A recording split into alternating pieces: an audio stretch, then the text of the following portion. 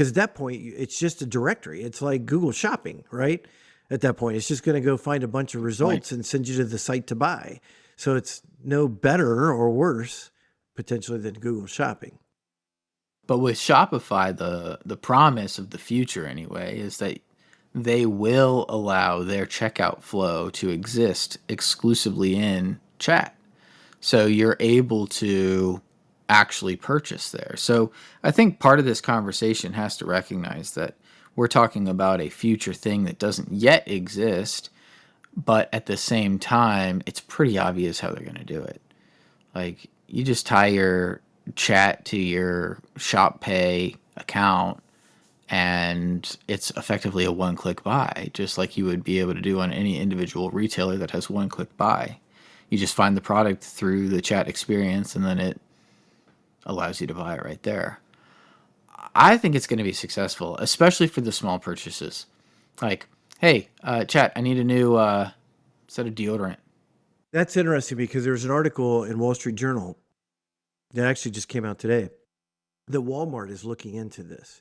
And there's two directions they're looking at. One is how do we do our product listings and code it? And there's now schema for all of this that they can put into their tags so that the chat bots can recognize it's a product, it's this kind of product, this has all been published out there.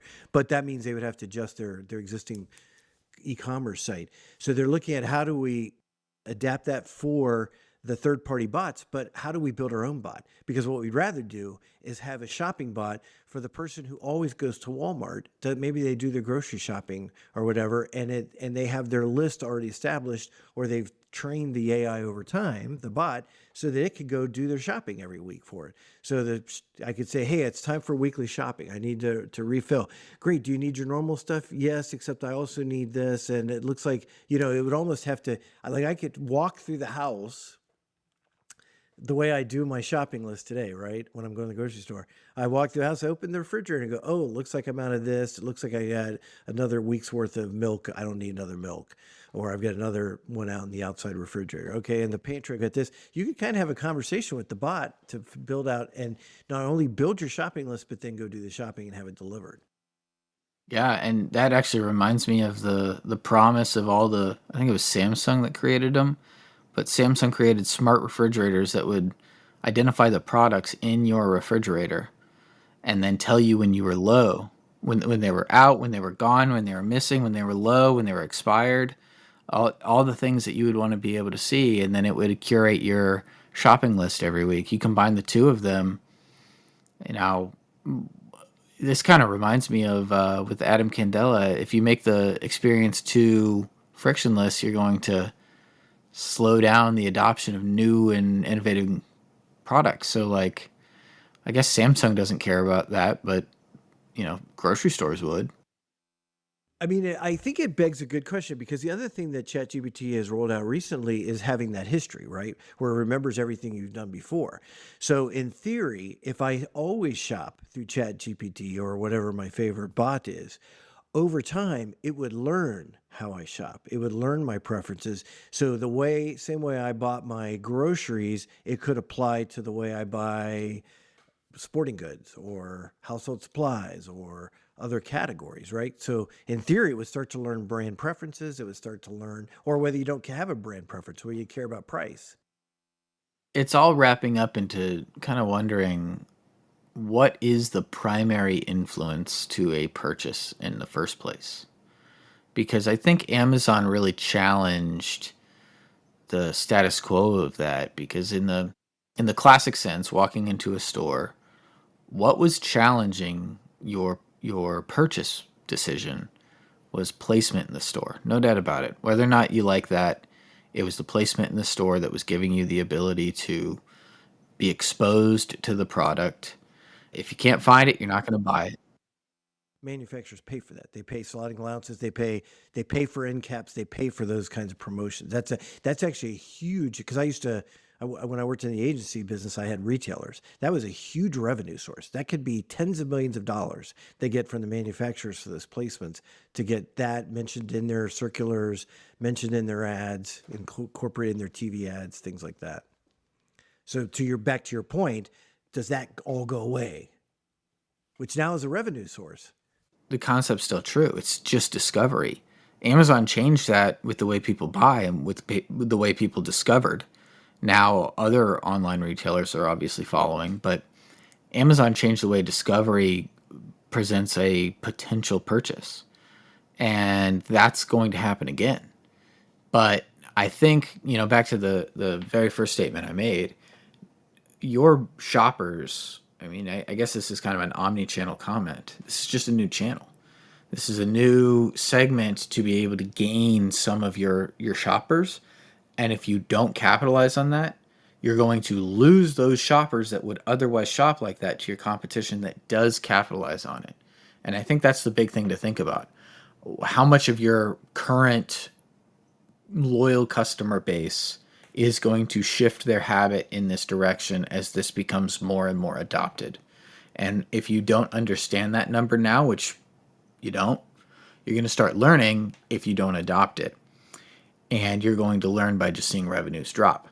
If you adopt it, you're going to learn by seeing revenues shift. And I think that's an important delineation of adopting this versus not. And, I know you're talking about Walmart creating their own versus Shopify. If we're talking brand to brand, I guess you have to determine whether or not you create your own chat experience to do this.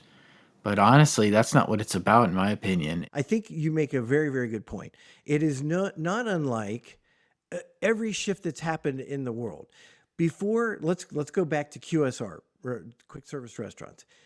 The first one that built drive-through windows, that was a differentiating point. At some point, that became a price to pay, and the restaurants that never got around, or for whatever reason were in a situation they could not have a drive-through window, simply lost the customer that wasn't willing to come in the store, that needed the convenience.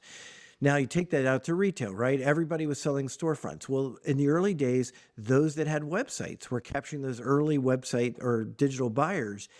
Even today, there are probably sites or companies that still don't have a website or haven't made that purchase easy, and they may be losing customers who will go to a more frictionless way to do it in that customer's mind.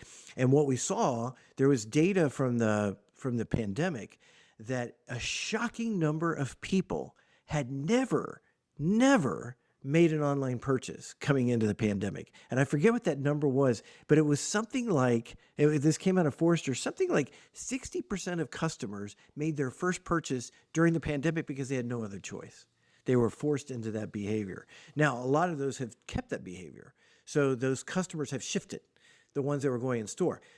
By the way, 2025, 80% of purchases still happen in stores. So it's not like, we're talking about this like, oh my gosh, this is going to be a huge segment. This is a tiny segment today and will be a small segment probably, I would guess, for years yet to come, that are going to be comfortable shopping with a bot and not go to a website, and do the whole thing within the bot. Probably is still a very small percentage of customers. But to your point, if you don't start figuring this out now as a retailer, you could miss the bus when that transition, that shift starts to happen. And some percentage of your customers are making the shift, because once you've lost them, it's going to be hard to get them back. And then what happens to AI loyalty? If you like Grok 3 versus ChatGPT, yet Grok 3 does one retailer and another versus Chat does the separate, where does your loyalty then fall in? Do you now move over to Grok 3 because your brand loyalty exists there for the brands it connects to? But that to me is also a complication. Well, what happens if the chatbots decide to become affiliates? So they make money off some retailers, they don't make money with others, and therefore you're not seeing every retailer's product show up. So money, profit could change the whole dynamic there and affect what you're seeing. That has to be the end game, right? Is exactly what you just said. They're basically just affiliates. Yeah. Well, and keep in mind that not every idea like this has taken off. Google Shopping's been around for years, but what percentage of people buy through that, for example, and buy directly from Google on that? I have unintentionally landed on Google Shopping before.